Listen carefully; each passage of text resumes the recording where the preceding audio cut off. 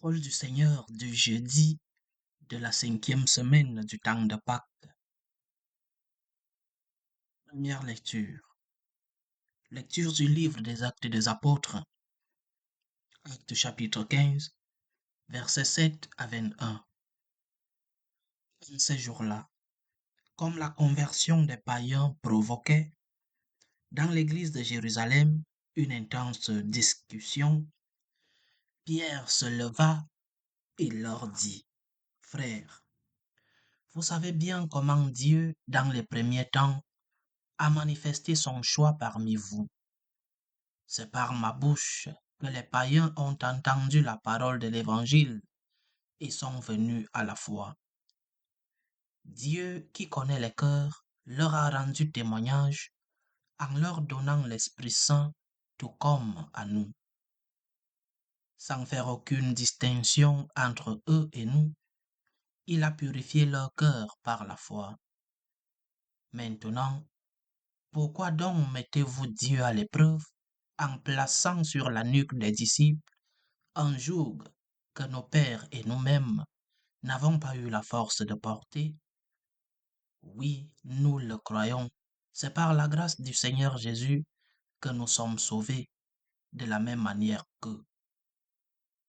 Toute la multitude garda le silence. Puis, on écouta Barnabé et Paul exposer tous les signes et les prodiges que Dieu avait accomplis grâce à eux parmi les nations.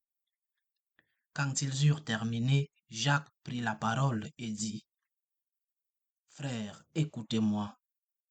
Simon-Pierre vous a exposé comment, dès le début, Dieu est intervenu pour prendre parmi les nations un peuple qui soit à son nom. Les paroles des prophètes s'accordent avec cela, puisqu'il est écrit, Après cela je reviendrai pour reconstruire la demeure de David qui s'est écroulée.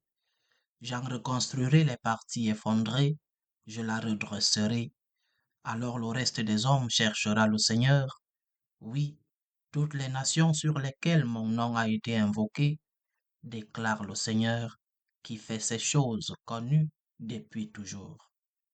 Dès lors, moi j'estime qu'il ne faut pas tracasser ceux qui, venant des nations, se tournent vers Dieu, mais écrivons-leur de s'abstenir des souillures des idoles, des unions illégitimes, de la viande non saignée et du sang. Car depuis les temps les plus anciens, Moïse a dans chaque ville des gens qui proclament sa loi, puisque dans les synagogues, on a fait la lecture chaque sabbat. Parole du Seigneur. Somme. Racontez à tous les peuples les merveilles du Seigneur. Chantez au Seigneur un chant nouveau. Chantez au Seigneur terre entière. Chantez au Seigneur et bénissez son nom. De jour en jour, proclamez son salut. Racontez à tous les peuples sa gloire, à toutes les nations ses merveilles. Allez dire aux nations, le Seigneur est roi.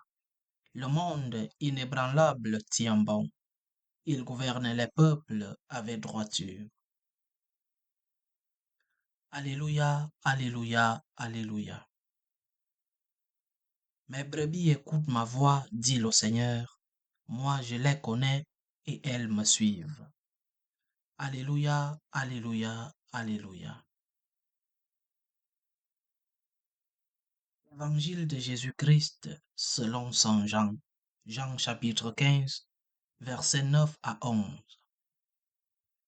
En ce temps-là, Jésus disait à ses disciples, Comme le Père m'a aimé, moi aussi je vous ai aimé. Demeurez dans mon amour.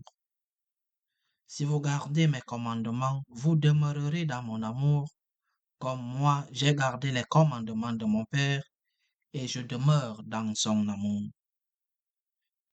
Je vous ai dit cela pour que ma joie soit en vous et que votre joie soit parfaite. Acclamons la parole de Dieu.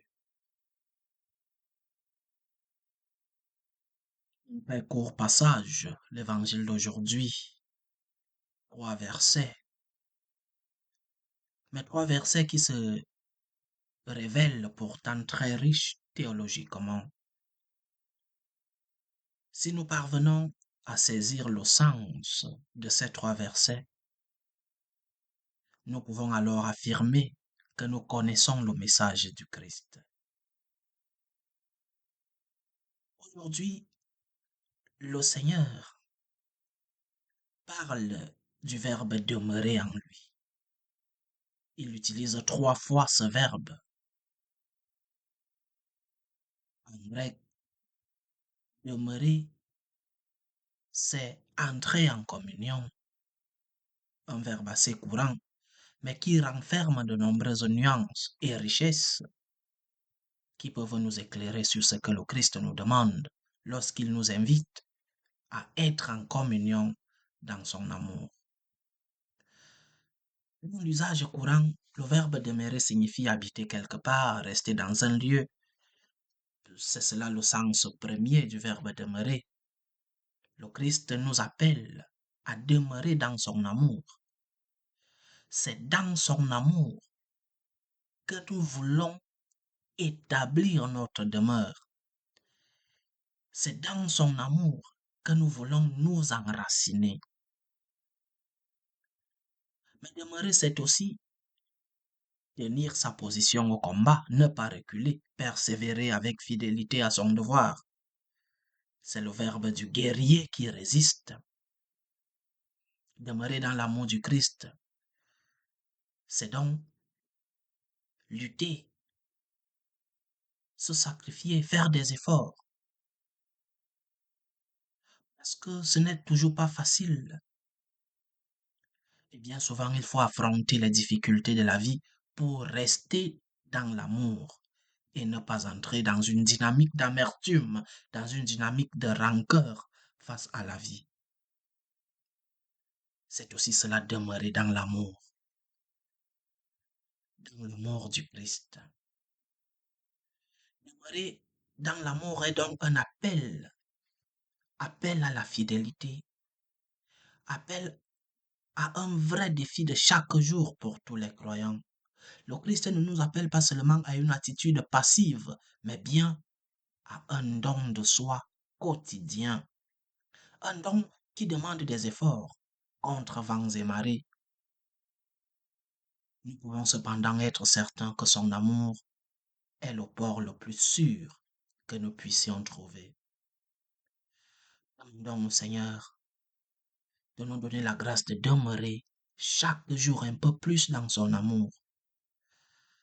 Jamais, Seigneur, je ne perde de vue ce défi quotidien et la vie chrétienne. Et que je sache chaque jour, pour me rapprocher de toi, Seigneur, pour être plus fort dans le combat de l'amour. Je demande donc au Seigneur de demeurer un peu plus dans son amour en ce jour et pour l'éternité. Loué soit Jésus-Christ.